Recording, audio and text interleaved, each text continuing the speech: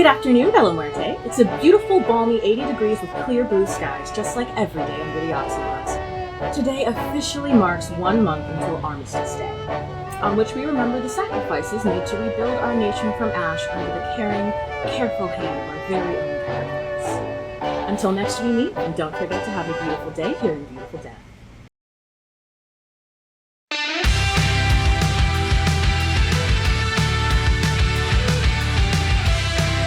We are a homebrew, non-magical D&D 5e game. 20, 30, 16. That's a 23! Is there something you're scared of? I just kind of look at the phone, and then I unplug the phone, because I don't want the phone to ring anymore. As soon as you unplug the landline, your cell phone rings. Parkour! Just parkour! Like Olympic level sprinting. When you're here, you're family! And I punch it. It's about 6'5". He's hot. He's hot. Roll insight for me. Oh no, you rolled really high, so I can't be an asshole either. I'm gonna need a decent streak of community hot. In the fictional city of Bella Muerte, California, an alternate dystopian version of 2014. Armageddon has come and gone, and the civilization that rose from the ashes has found a new post-nuclear normal. For the most part. We close in on the city's third wake. The third wake represents the furthest boundary of Bella Muerte proper, as it lies right on the border of the Oxylux, which is a monumental dome of diffused light and magnetic energy that's projected over the city to protect it from the worst of nuclear weather. Everyone knows that beyond the bounds of the Oxylux lies certain death. Radiation sickness, sandstorms, 120-degree weather in summer that drops to negative double digits in winter. When the Radon sector was formed, the price of protection from the elements was complete and total submission. And the people here in the third wake mostly live a sad life.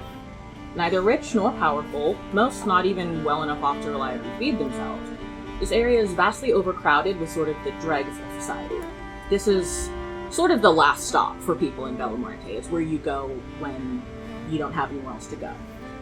The way that the Bureau tells it, the world outside of Bella Muerte is a vast desert. It's an ocean of sand that just goes on for hundreds of miles. Either there was nothing there before, or there's nothing there anymore after the war, seems to be kind of the general consensus. It hasn't really been clear what was going on the outside of the Oxylux, because you quite literally live in a bubble and your only source of news is the Bureau. So you've either just kind of resigned yourself to that uncertainty or tried and failed to get the information elsewhere.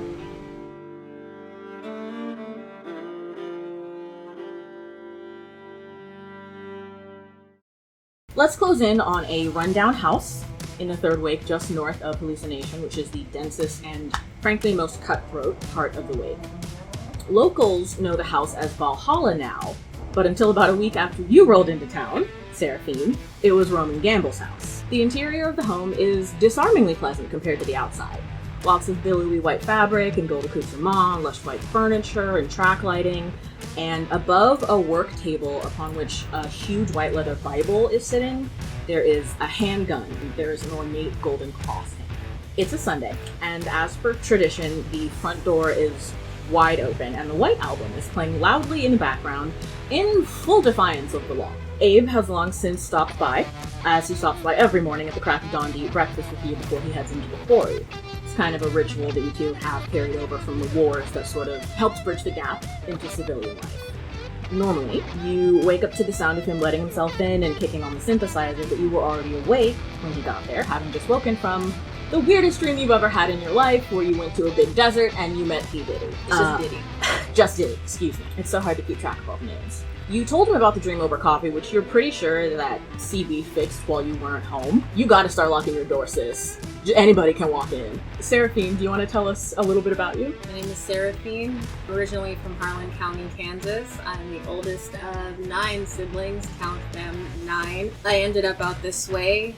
I followed my buddy Abe into the war, and on paper I don't exist. No one is really foolish enough to come to my door.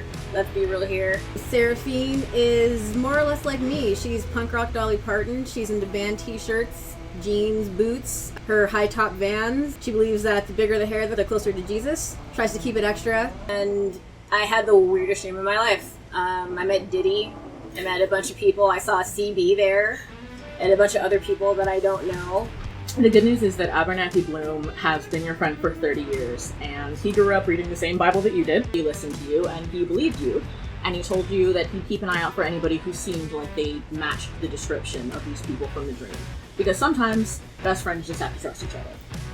Now, you're seated at the work table, and midway through the process of painting your nails, you are just starting to apply the second coat of polish when your phone rings. Not your cell phone. Your landline.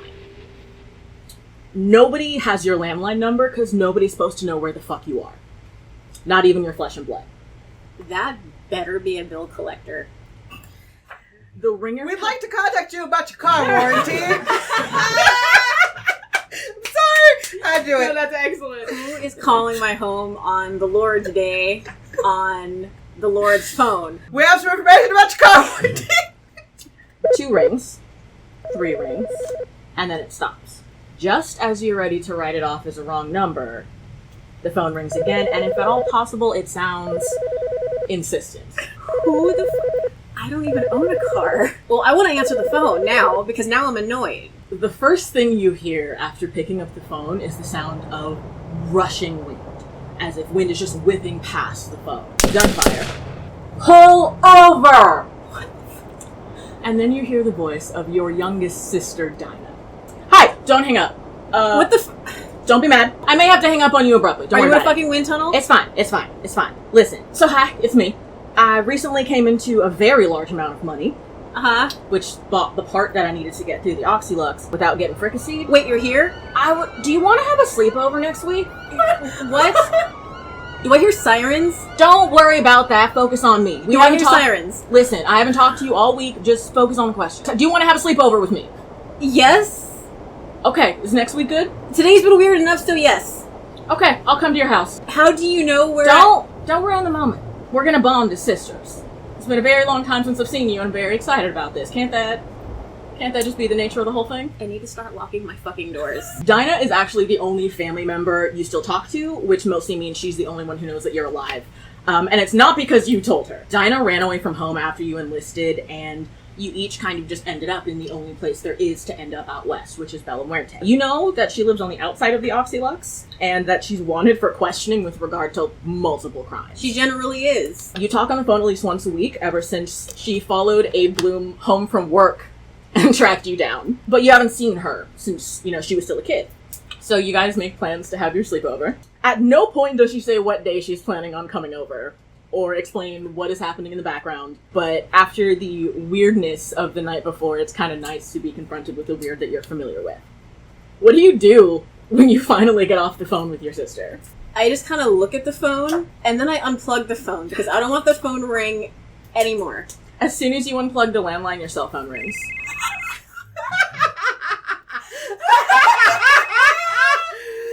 I've been your sister a long fucking time. I just kind of look up, and I'm just like, I'm not going to answer it. I'm not going to answer it. I'm not going to answer this fucking telephone today. I'm not playing this game with her. There is no secret ring pattern this time, but it is insistent. Let's see what else the date has in store for me, so I answer the phone. You answer the phone, and you hear, "You're a hard lady to get a hold of, sister. I was beginning to think that Semiramis gave me the wrong number." The warm voice on the other end of the phone line is Antigone Thrice, who is not only the wife of the Geiger and the commandant of his forces in her own right, but she was your CO. And you were very close. You haven't seen her or heard from her since you left the military, not because there's bad blood there, it's actually the opposite. Antigone Thrice and Semiramis St. Fleur helped you disappear after the war so you wouldn't have to register with the Beacon program or serve in the Bureau. You and Antigone ultimately decided that it was too dangerous for the two of you specifically to be seen together without endangering your position or hers, although she does pass her regards on to Semiramis at your weekly poker game. It's kind of a shame because Antigone clearly favored and respected you. She treated you like her own daughter while you were under her command, and she understood you in a way that your mom and your 8 younger siblings, and even Abe, didn't. It's immediately clear to you that she would not have broken a silence that neither of you wanted in the first place, unless it was an emergency. The question is really what kind of trouble she's in and how she thinks that you can help. Ma'am, it's good to hear from you. Hey, kid. It's been a while. You're telling me. You don't call, you don't write. Yeah, I know.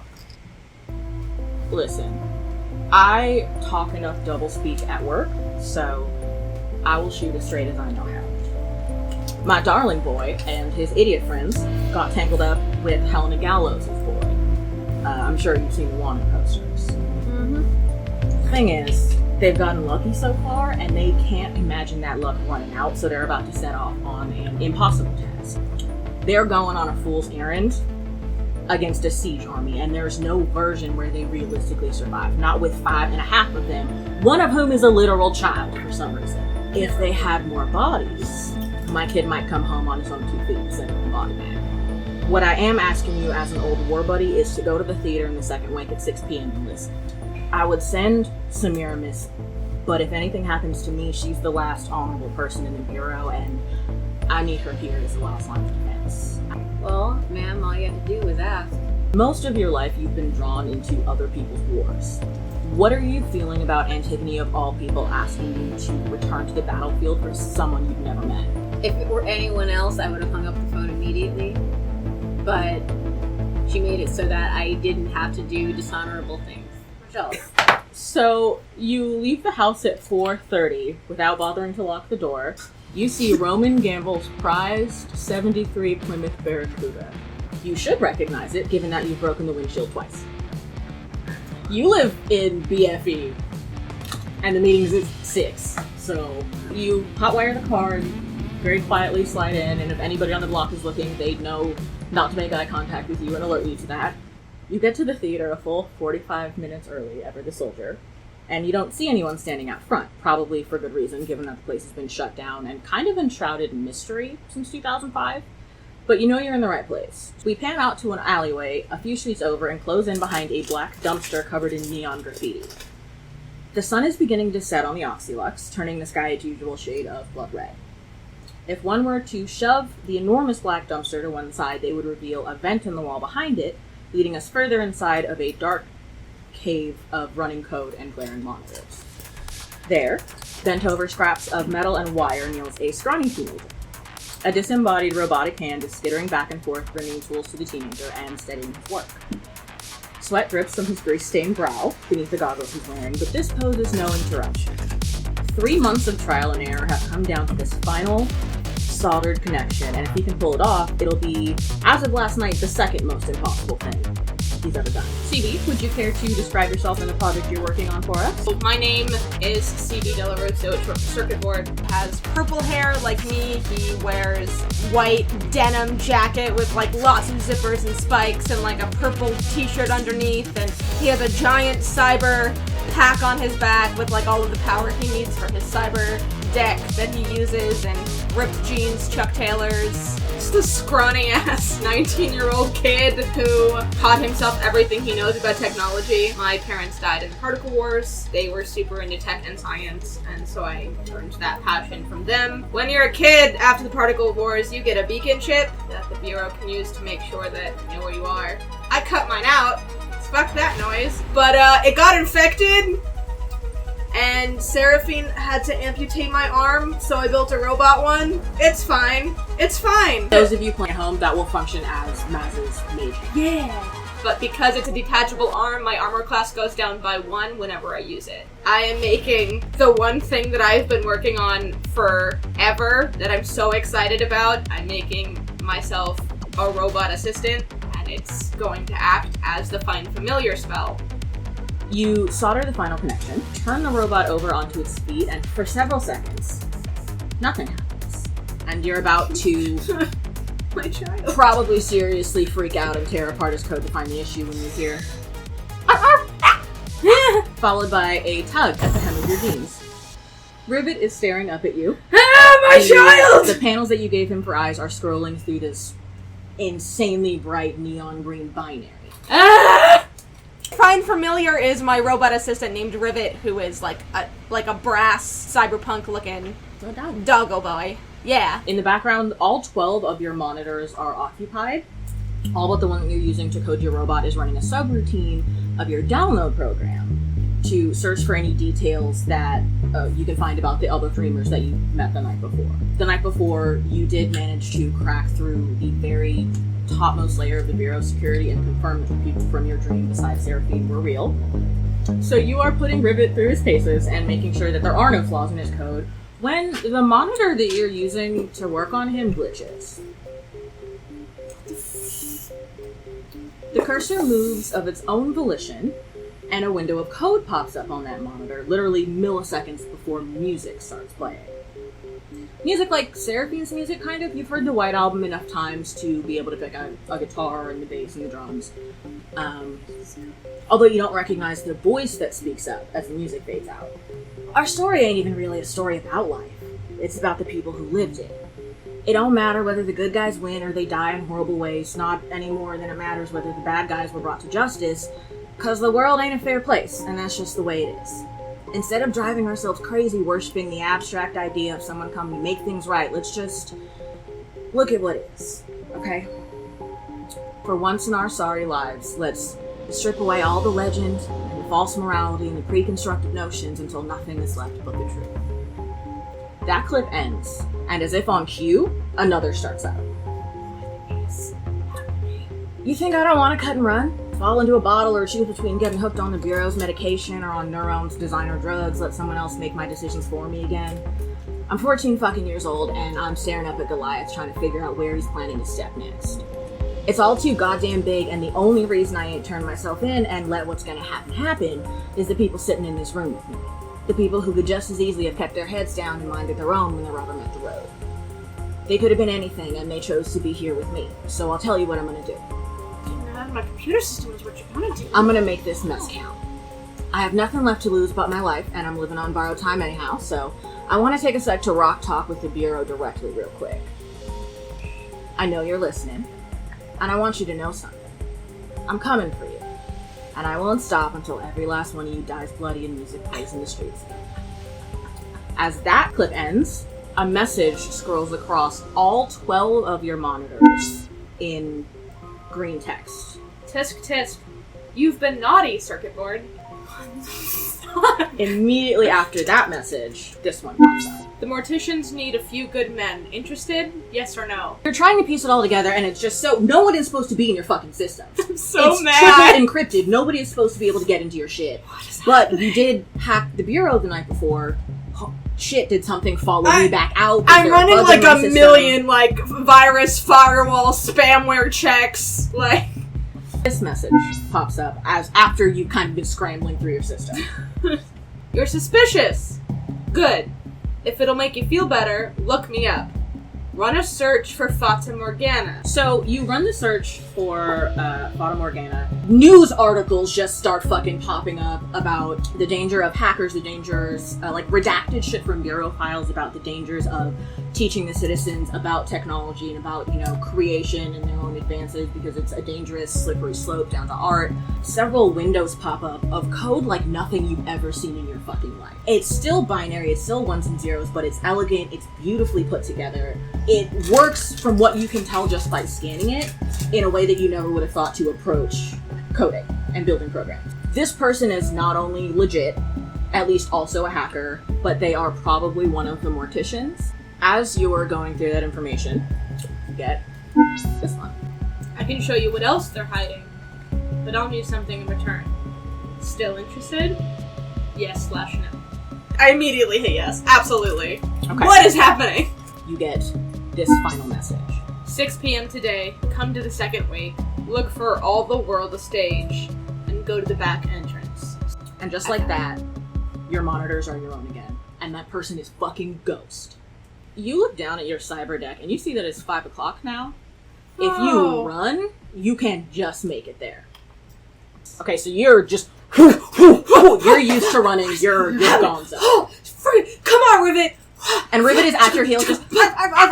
And you're like, hey bud, you gotta... Shh. We're sneaking. Nat 20. You are invisible. You are invisible. Nobody sees you. You take back roads and are like crawling like over dumpsters and taking rooftops and shit, so nobody is aware of you. You cross into the second wake through the underground of Ytterbium Street Station, jump the empty tracks on your side, and exit on the other side of the Bureau checkpoint with 15 minutes to spare. So you sprint toward the back of the theater. I trip over some shit. Yeah, Ribbon not falls really off knowing my where you're shoulder going. and does a tumble. Seraphine, would you roll me a perception check, please? 16. 16. You see the scrawny little Idiot. motherfucker who's supposed to be outside your house eating the food that you left specifically for him. Parkour! Just Parkour! like Olympic level sprinting. So you just see CB at a dead sprint run past the street that you're on around the corner of the building. CB is so focused on where he's going, he does not see you. Seraphine and CB have both arrived at the theater. They already know each other. They're already friends in real life, if not tentatively. No idea the other person is there. We are going to cut over to a different part of the second wake. We're going to sweep past the kind of miasma of light and perfume and sweat that seems to surround Tinseltown, the red light district, cutting down Harbinger Boulevard. Ironically, the same street that CB will be sprinting down a little bit later, and right into Alphabet City, which is formerly the Ceasefire Art District. These are your stomping grounds. You've lived here since you were an adult. Coming down the alleyway, we, the audience, see a woman who, like the neighborhood, has probably seen some better days. She's kind of hunched, almost as if she's trying to make herself smaller. Her hair trails down her back, and she walks in perfect 4/4 time, not that anyone is noticing. It almost looks like she's trying to protect herself from the cold, except that there isn't any, not under the Oxylux, and not at this time of year, but small targets draw less attention, particularly from the Bureau's prying eyes. Aubergine, would you like to describe yourself and what those prying eyes are seeing? Aubergine dreams, her age is undisclosed. People can guess because she at one point was a very famous musician. She purposefully, as a marketing technique, obscured her background. As the war progressed and as a very out there vocal artist, she felt that it was best to continue those rumors and maybe make them bigger or weirder. There's a lot about her that is just unknown mystery. Aubergine looks like what I thought I would grow up to look like at 13 years old. She's like 5'9", built like a brick house, long blonde hair, look like me in the face. She's dressed, but in a very 2004 scene way. Skinny jeans, maybe there's a tutu over it, tube top, leather jacket, teased hair. She's your Avril Lavigne, Fifi Dobson, Kiki Cannibal nightmare. Bollocks. You're walking through your neighborhood towards your apartment. There are dreadnoughts on the corner of Darkly as always. They are, frankly, exquisitely dressed. They're in infantry black, they're armed to the teeth, which is not ideal, but they also have the Bureau's golden worker bee stitched on their lapels, signifying these dreadnoughts. Locals have come to kind of expect these, like, ghosts in black on every street corner. They're living in a nightmare, so it fits. You are approaching Darkly Street, coming down Harbinger Boulevard from Tinseltown. Your apartment is right across the street, maybe 100 yards away, when you accidentally lock eyes with one of the dreadnoughts, who has now noticed you. As you step into the crosswalk, you hear, "Leaving so soon?" from behind you. He gestures for you to come closer, and the two dreadnoughts that are with him kind of just like shift into their full height and turn so that they are also facing you. I am really not in the mood for this, but I also know that I shouldn't run afoul of them. It's gonna start by saying, it was just time to wrap things up, and I keep walking. Where are you headed? Home, Is home close? right over there. It's getting close to curfew. It'd be a shame if a dreadnought patrol picked you up outside after curfew. I can tell time, homie. The dreadnought actually laughs, just kind of taken aback that you would talk back to him. He goes, "Okay. Alright, well, have a good night, miss." Yeah, she's cool. And you impress the shit out of him. So finally these assholes let you go on your fucking way. You move quickly but not fearfully across the street and enter the main door of the Darkly Downs without any further incident. Through a window on the 5th floor, just off the eastern stairwell where the big hole is, you could say that the hole is the window, we can see what Aubergine is doing inside.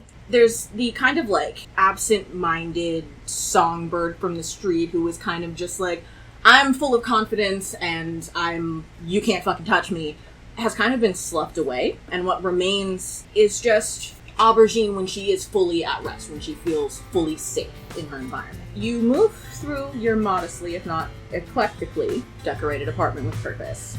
You stop just short of the opposing wall, place your hands right in front of you, and shove, revealing a panel in the wall that's actually a door. It slides to the side with a creak and reveals a hidden room. The interior of this room is drastically different, a complete 180-degree turn from what your visitors see. And for good reason. The room was already here when you took over Mariah Olshock's lease, but now it's for you, and every spare penny that you've had in the last decade has gone into buying the apartment next door and filling this room between with your secrets. It is covered in posters from the old days. Basically any tour, any concert that happened, any movie that came out, somehow I was able to find posters for all of them. It looks like wallpaper, like it's just all over everything. And over some of the posters, there are a few photos of my partner and I from the before times. As you're looking at a photo of you and your partner, it's from backstage, you're laughing at something in the photo, someone is spilling something on the other side of the shot. You hear a knock at the door of this room, not the front door to the apartment. The room is also filled with a lot of contraband, and I already know that if it's not who I think it should be on the other side, I am SOL. So I grab one of my guitars by the neck, just in case I need to El Kabong this person. There's another knock at the door. It's not like an aggressive knock. Just a regular knock. The door opens, and the head that peeks through belongs to its previous renter. You know that locals call him the postman now, because they can't or won't remember who he was before he was kind of this weird, sad mime guy. This kind of ghost of a bygone era. He delivers undeliverable messages in exchange for information, but you are one of a very few people who still knows and uses his real name, which is Lantum Olshock. He's a very tall man, but he's very clearly trying to hunker down and make himself small so that he's not imposing. He shuts the door behind him, and he kind of gives you like a really tentative smile, like he's not sure it's okay that he's there. He likes to sit in his empty apartment, which is the apartment next door that you bought. He likes to sit there at night, but you haven't seen him in a couple of weeks and you are kind of starting to get worried. You're happy because you see that he's got like a newer set of clothes and it seems like he's been eating well. He slings an old US mail bag off of his shoulder and pulls out a large manila envelope with your name on it. Normally, he's like bouncing with excitement, ready to hand off like a redacted newspaper clipping or an old magazine cover to add to your wall, because of course he knows about it. But you've known this man for almost 20 years now, and you have to tilt your head up to look at him, and you kind of stare him down, really look at him, and he's not trying to hide anything. You realize that he looks nervous as he hands over the message. It's a piece of hollow film, which is used to display a disposable message. The heat from your fingers makes the screen light up, and after a moment, you see that message on the screen. Hi, Jeannie. I know we agreed to disagree about Mariah, but we might be able to find out once and for all. Come to the theater at 6 p.m., if not for me, for her. There's only one person that still calls you Jeannie and lives at the theater, so either it's a trick or Winnie Bliss has just reached out to you after almost a decade of uncomfortable silence about the thing that caused the silence, which is the disappearance of your mutual friend, the Black Mariah. When you look up from the note, Lantum is looking at you with tears in his eyes. He points to the note, and then he pretends to rock a baby. His baby. You know, Mariah was due any day when she was apprehended. And as firmly as you believe that she's still out there somewhere, he believes that his kid is out there. He believes it so much that he took a vow of silence the day that Mariah was apprehended, and no one has heard him speak since. It's safe to say that Aubergine has already had a wild 12 hours. She is exhausted. If she could take her wig off, she would. Like, if it was a wig, it would be off by now. It's done. She is so done. It is 5:45 right now. More than enough time to get to the theater. Does Aubergine send a reply to Winnie Bliss or say anything else to Lantum? I don't say anything to Lantum. I just give him a hug. He just melts. He really needed somebody like him. Yeah, right. Just the big hug, and we do the big old hugging thing for a while. And when we finally separate, I purposefully choose not to reply to Winnie's message. I instead leave the nest and go find an outfit, because I guess I'm going to the fucking theater. Okay, so Lantum, he steps back and tries to, kind of compose himself. Very clearly, trying to get back his outer shell. He nods meaningfully at you, and he straightens his bowler hat. And as you step out of the hug to go walk toward the other room to find an outfit, you also needed that hug after the last 24 hours. You needed some connection to the past that wasn't wholly painful, and so you're very glad that he chose today to show up. You feel better than you have in a while, and that is because, mechanically speaking, you have been awarded with the Sanctuary spell, which wards you against attack, as a parting thanks from Lantern. You banking on the fact that that Dreadnought let you go once and head right back out onto the street, and he sees you as you exit the building, and kind of half grins at you and nods, and doesn't say anything to the other two Dreadnoughts who are now facing him. So they don't see you leave. Moving at a reasonably quick pace, but not so fast as to alarm people or be out of the ordinary. But the whole time you're walking, you feel like someone's watching you. You all arrive, summoned one way or another at the back entrance of the Theater of Living Art. You can't help but notice that there's a beauty and kind of a tarnished grandeur to this just gargantuan building. Everybody who lives there remembers kind of the old days of Ceasefire when the buildings were they were all like pastel pop art colors. They were kind of monoliths to the act of creation. That was when acts like the Bay Harbor Butchers and the Lonely Hearts and Aubergine Dreams and Desolation are all played on one stage. Back when Old Hollywood, the owner of the theater, still left it, and before the Black Mariah played her last terrible song. What are you doing here, bud? Listen. Thanks for fixing my coffee maker, one. Yeah. I saw that this morning. You're scary when you don't have your coffee, so I I'm wasn't... scary all the time. I mean, fair. That is very true. I pull Seraphine aside. Someone hacked my system. Who? This hacker from the Morticians blew up my shit and told me to be here. Was No there one anything else? hacks my system. Did they, explain anything else, or... They said they're gonna go after the Bureau. Oh, that's not a great idea. It could be a great idea, though, right? Come on, Seraphine. You know how much I hate those guys. They stole my best friend. Yeah, I do miss, church on Sundays. So CB turns and is like, fuck this, and goes to knock on the door of the service entrance. Before your hand touches the door swings open. A woman steps forward, just enough to peek her head out of, the deep darkness inside of the building. And when she does, you see, a length of, bottle red hair, neon Shirley Manson-esque red hair. You hear, come on in, folks. They're expecting.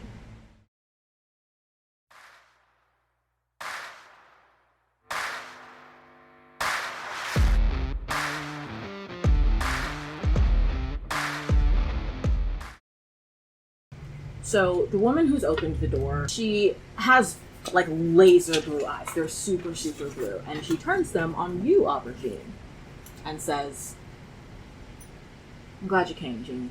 Aubergine, you've actually been here before. You haven't been here in a very long time, but you know these halls pretty well. So you know that Winnie is leading you to the ballroom. You walk into an absolutely stunning ballroom with about a dozen people inside of it. It's full-on Beauty and the Beast. It was used to hold galas for the theater, so it's super ornate. But you do notice, dust on the chandeliers and scuffs on the floor, and you can see kind of signs of wear and tear. On one side of the room, there is a delegation that you assume is from Boy Division based on their dress. It's a lot of latex, small garments. They're all very comfortable, but they are also a gang of sex workers, so they stay ready to work. CB, they're all about your age. With the exception of Old Hollywood, they're all sort of holding court around this older guy in his 70s, who just kind of looks very grandfatherly. Yeah, he looks and sounds like it. And there's a boy next to him who cannot be older than he is. Very confident. He's wearing a leather jacket with no shirt underneath and a top hat. And he looks totally cool with that. There's also a boy with just a fucking face full of metal. Multiple eyebrow rings. He's got double snake bites. He's got his nose pierced. He's got a bridge piercing. He's also covered in tattoos. Allow me to introduce you fine folks to first to Boy Division. That's my kid, Judas Priestley. And it's the kid with the face full of metal.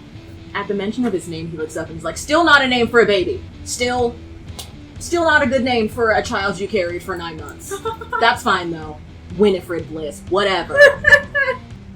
This is Sixpence. Around here, they call him the Ringmaster. He's next in line for the throne, so to speak. This is Palindrome, and Winnie says, they're the muscle around here. And this is Old Hollywood, the owner of this place and half of the fucking lake.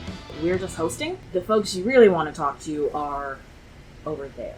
CB, you hear the same voice from the transmission that was sent to you. You can trace the source to a boy sitting at a table not unlike the one that we're at, leaning over. He's talking really excitedly, and you can't tell what he's talking about right away, but you can tell that he's really into what he's saying. Moving closer, you're able to see the rest of the people that he's with. There's the teenage boy that you just heard talking on the radio. There's an even younger boy with white hair who's wearing goggles and has on yellow quad roller skates. And he's just kind of doing donuts around the table while the adults talk. There is a woman in fishnets and Daisy Dukes, and you can see that her skin is kind of marble. She has vitiligo, so she's got patches where her skin is different colors. She's got a huge ginger afro that is just all over the fucking place. And she is buff. She's super buff. And then there's another person at a top of the line computer that you think is a woman under the filter that they're using to cloak their appearance. You can see just looking at the computer, it's powerful and probably custom. And then of course there is another man in a purple tactical suit. He's got a sniper rifle strapped to his back. Thanks for listening to Sunday Bloody Sunday, our weekly retrospective of redacted hits. Don't forget to keep a keen eye out for the dead drop of the songs we played here. I've been Gash Gallows, professional orphan, and a pain in the guy's ass, joined by the prodigal son, quartermaster major, Fire and Thrice III, and the rest of the morticians. Catch us every day right here at Radio MORTE, 840 past the dime. He's got sort of short, shaggy black hair. There's a patch of pure white in the front. He's wearing a leather jacket that's a little bit too big for him. It's a lot of it too big for him. It's clearly something he got from someone else. And he is smoking up a fucking storm as he's talking. You see not a person, but something vaguely shaped like a person. You immediately recognize it as someone under the effect of a blur program. You see like a limb raise, the blur fades just down to the wrist, and you see fingers counting them out of the show. And then they all kind of turn to face you. There's a man in like a bruise-colored tactical suit that sort of gestures you forward. There's something kind of kingly about him. He's tall, he's solidly built, and he just has an air of, if not calm, readiness. You see a neon purple death's head moth on the back of his jacket, and you all recognize this as a symbol of the stratum, which is the upper echelon of the Bureau, which means that this is Fire and Thrice III, the Geiger's son, who completely fucking defected. Took his second officer, and they went to go live life as outlaws, so they are super wanted. Thank you all for coming. Lieutenant St. Marie, it's an honor. My mother speaks very highly of you. Good to see you again. I don't want to waste your time. I don't mean to be overly secretive or overly cryptic. The main reason that you were contacted in the 11th hour and told very little is that what we are planning only works if we have 100% surprise. What we are planning is fundamentally insane. First, let me tell you the plan, and then I will tell you the reason for the plan. Division will provide a distraction and, if necessary, cover and fire from the roof of Bureau HQ. Desta will lead them, and CB, he points to the blur, who doesn't seem to shift or be paying attention to the conversation at all. While Indagatrix, which is the blonde man, and I take two small guerrilla teams right in through the front door. Indagatrix and I know that building inside and out, including the location of the killing job and its prisoners. In particular, we're looking for Major Avery Toussaint, who is missing in action after his plane went down over the northeastern seaboard. He's been presumed dead for the last 3 years. We believe that they've used the time that no one was aware that he was alive to test some of the Nostrum's new products in tandem with the Bureau's methods, in which case there may be nothing left mentally of Major Toussaint to bring out, but we cannot in good conscience leave him there. One team will proceed 1,000 feet below ground level to extract the Major, while the other team buys them time. And all three teams will rendezvous in the sewer system beneath the second lake. It's bone dry, it's safe to go, at which point we'll disperse and go our separate ways. We're willing to pay for your help. Non-sequential paper money, good with any plague doctor in the city. You can transfer it back into Xenons if you like, but the paper money is completely untraceable by the Bureau. So you want us to extract this guy? The woman with the big hair who's wearing like Daisy Dukes steps up, and she's got one hand resting on the handle of her ray gun, not threateningly, just kind of as out of habit. Hopefully. Hi. Sorry. Folks mostly call me Tough Cookie, but my Christian name is Harvell Toussaint, and Avery Toussaint is my older brother. Her eyes, which are a very, very bright green, are full of grief and full of rage. We were told he was presumed KIA on a mission over Texas. And we mourned him. It turns out he was on a black op for the Bureau. He was on some kind of routine surveying mission over the northeastern seaboard. His plane got caught in an electromagnetic storm, and his instruments fried. And that was supposed to have been the last anybody heard from him. His plane did go down, but it went down over the California-Nevada border, and they brought him here 3 years ago. All this time, he's been subjected to the Lord only knows what. But the difference between now and the past 3 years is that I'm here now, and I intend to bring him home. Dash Gallows, who is serious for the first time since you've seen him, steps up behind her and puts an arm. He has to like stand on tiptoe, but he puts an arm around her shoulders and he says, "What my cousin and Master Major are trying to say is that we're stupid enough that we was fixing to do this all by our lonesome, but that's because we got nothing left to lose. It's a tall order, and we're not asking nobody to give what they ain't got. That being established, we're less likely to die if any folks help us carry the load." And Byron nods to the rest of the people that he's with, and he says, "Let's give them some time to think it over." This is the coolest shit I have ever heard of doing! Dash Gallows looks up from the table where he's been trying very badly to pretend he's not eavesdropping on your conversation. He goes, "This guy gets it!" and then turns back to the table. I am so excited to do something that is not stealing parts from cars all day. This is the dopest shit. She's not the only person who's missing someone. What are we going to do about the rest of them? As you say that, Aubergine, that thought kind of knocks around your head, and you realize that you and Winnie could have both been right all those years ago. Mariah could still be alive and still be gone and unreachable. And if this place, the Killing Jar that they're talking about, is as scary as it sounds, and as well hidden as it sounds, that would probably be the best place to start looking. Look, I know we don't know each other. I'm really not good at talking to anybody that's not Seraphine. Are you missing someone? Yes. And you think the Bureau has them? I know the Bureau has her.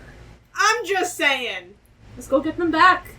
Hey, you kid with the white bat, the dope-ass pirate radio host. I'm in. What's up? I'm in. Solid. Any other takers? I go right over the kids and I look at Byron and I say a favor is a fucking favor. Byron rises to his full height. Asta, would you bring me the case? Finally, the person who's standing at this massive computer uncloaks. She's tall. She is like 5'9", 5'10".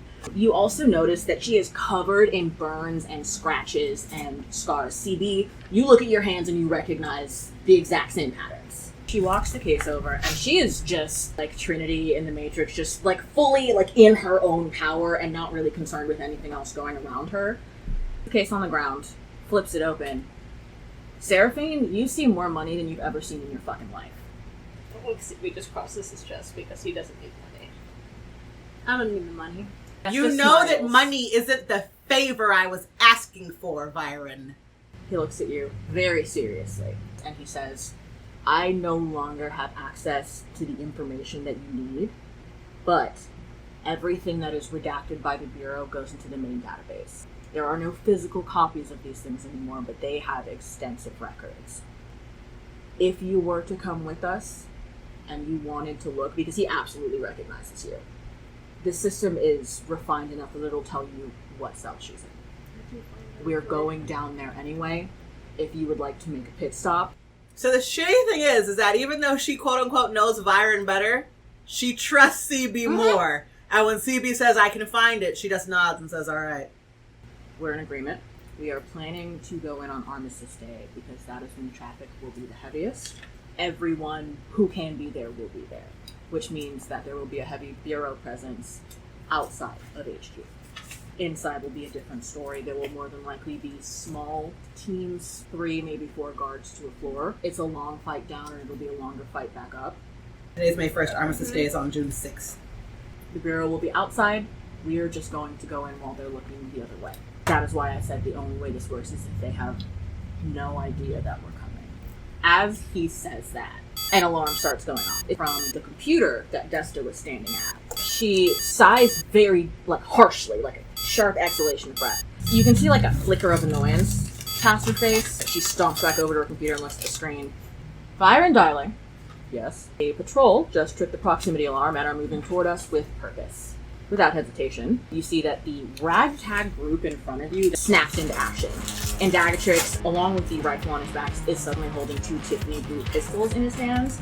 Tuck Cookie is checking the clip on a ray gun. Gash stomps out a cigarette and pulls a croquet mallet out of you're not 100% sure where. Oh, nice! I got a crowbar! Nice. Love bludgeoning weapons. Yeah. And the little boy on skates, you finally understand why he's on skates. He's weaving in and out between all of them as they're getting ready, tightening their belts and checking their clips and making sure everything is secure.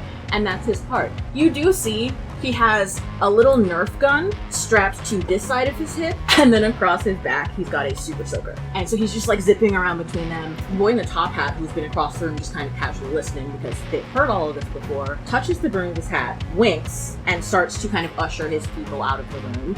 The last thing you see of them is old Hollywood nods to Byron, and you see the doors close behind them. When it rains, it fucking pours. And I do apologize for this. We never meant to put you in harm's way. You look at their weapons and you realize they're all similar to each other in the way that all of the Bureau issue weaponry is the same. Mm-hmm. They're all pistol-shaped ray guns, but they're that early 2000s Nokia aesthetic where it's clear and you can see the lights on the inside. Yes! And each one has a colored cartridge that jams into the butt of the gun. So you think they're probably custom made, and Dagatrix does see you looking. Mm-hmm. He looks around, reaches under the table, and grabs a duffel bag, and he pulls it out, and you hear a thunk as it lands on the table. And the bag's just fucking full of guns. And he pulls out a .32 Beretta Tomcat. It's a very small gun. It's this size. He says there are 10 rounds in the clip. I do not recommend wasting them. It is live ammunition, so do be careful of your fingers. He hands the gun over to you. And he looks at the people that he's with who are kind of still packing shit up. Someone's grabbing the case full of money. Desta, her whole computer is the size of a makeup train case. This bitch closes all of the compartments and hoists it up onto her shoulder. We gotta go! No stress, just and it's just van? ready to go. I look at her, I look at my cyber deck, I look back at her, and I'm just... She winks at you. Beat red. And she just shoulders at, she looks to Byron for orders, and Byron says, let's go. We need to be gone 5 minutes ago. So they just grab all of their personal equipment and the big case of money and haul ass. Byron is, you thought you were running fast to get there. This motherfucker doesn't even look like he's working $6 million man. Yeah. He doesn't look like he's working hard at all, and Dagatrix is half a step behind him, and they're just, he never looks back once. He has absolute faith in his team that they're right behind him, and they are. The CB, he's got the big, cyber pack on his backpack that's got all his power and everything. He buckles that real hard in front of his chest, 50 safety buckles.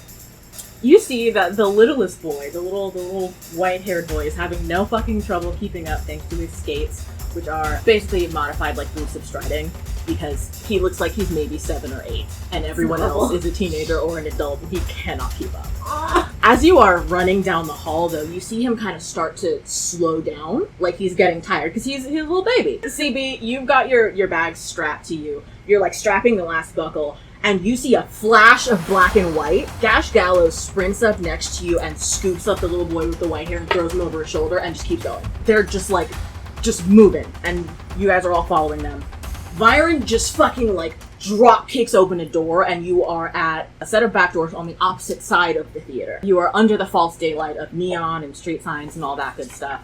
And you see the sun has set for the day, and the darkness of the desert at night would be absolute if not for Tinseltown to the east just fucking lit up like it's fireworks all the time. Desta throws up a gloved hand, and she has kept stride. She's not really running because of her equipment. She's just walking like she's late for a murder trial. So she's on her Pepper Potts. She's gay and she's got iced coffee. Pepper Potts wiggle where she just got this. And this computer is massive. It's like a train case. And she's kept stride, and with her other hand, she throws up a hand, and you see a white, pre-war muscle car appears in front of you. It's been under a cloaking stop. Seraphine is a 67 Dodge Charger.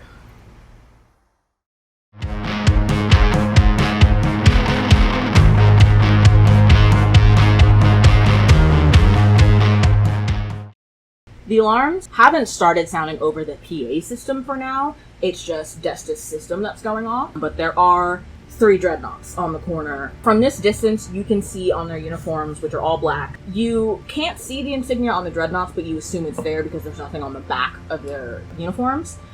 You do see that the final figure standing with, this group of 4 dudes is wearing all black, but he has the image of a silver blowfly stitched onto the back of his jacket, kind of like Byron's jacket, which means that he is a commissioned dreadnought officer.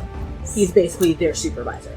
Beside them is an unmarked Bureau issue patrol car. They're called Walks. They're custom made for the Bureau. Tactical vehicles. They're meant to be used in warfare or in suppression of large crews.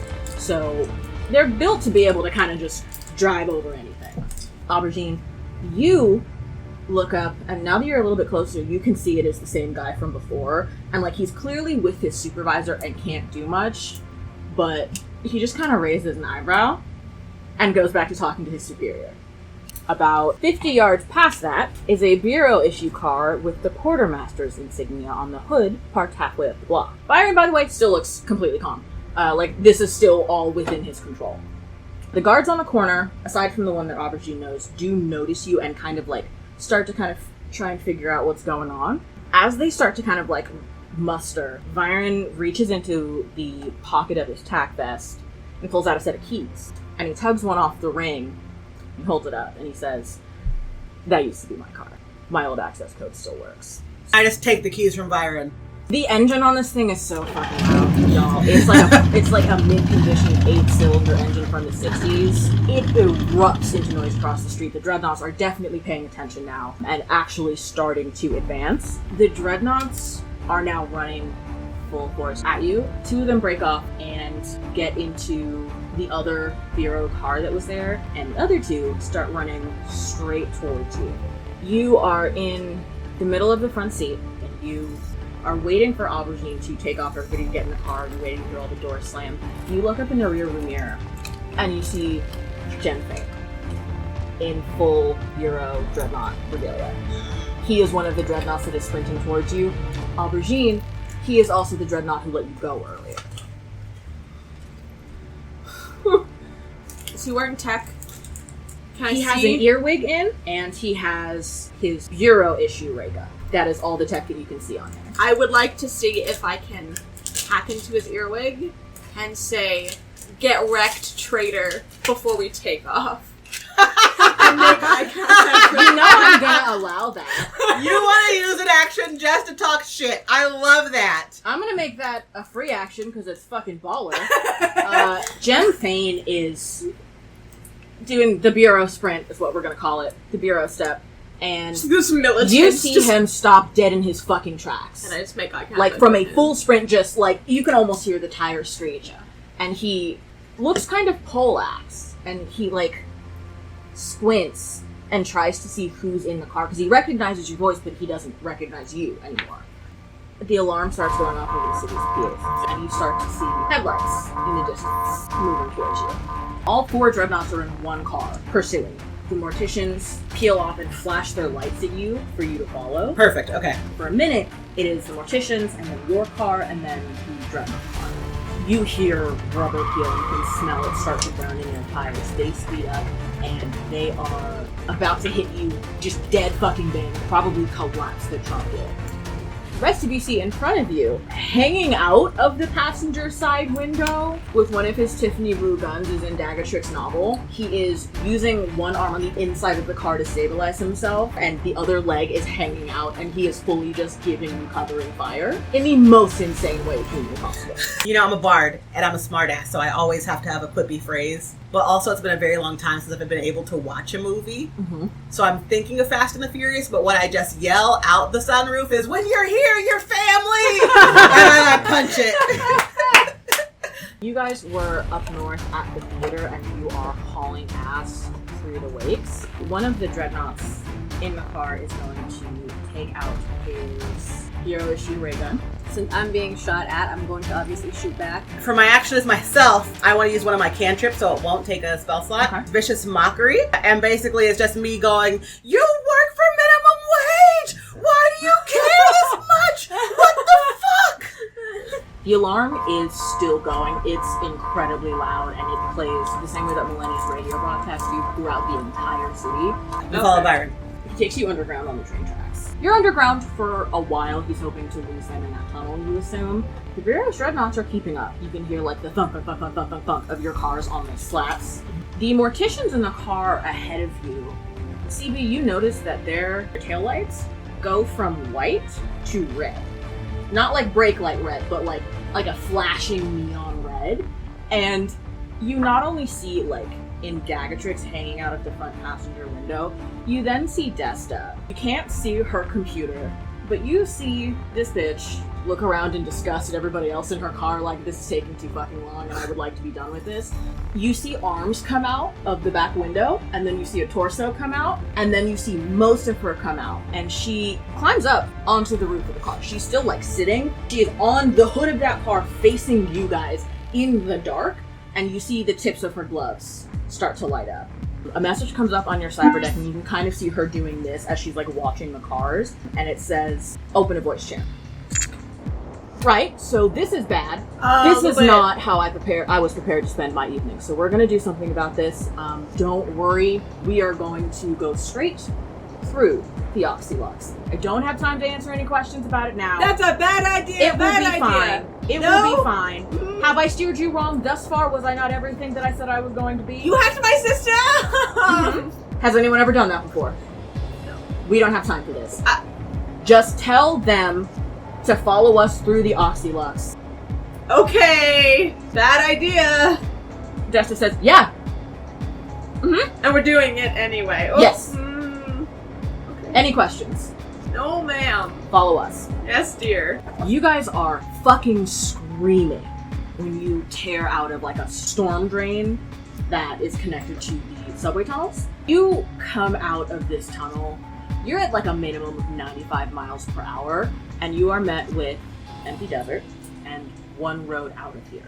You're technically driving through empty space, but you all can tell that you're getting near to the Oxylux because all of your tech starts to glitch. The computer in the car stops updating the GPS, so now you are relying on Aubergine's sense of direction and just going where the morticians tell you to go. I'm a musician, not a driver, damn it! The morticians are dead in front of you. Desta is still on the roof of the car. She's sitting cross-legged. Her gloves are still up, but she is holding on to the underside of the roof and just kind of chilling.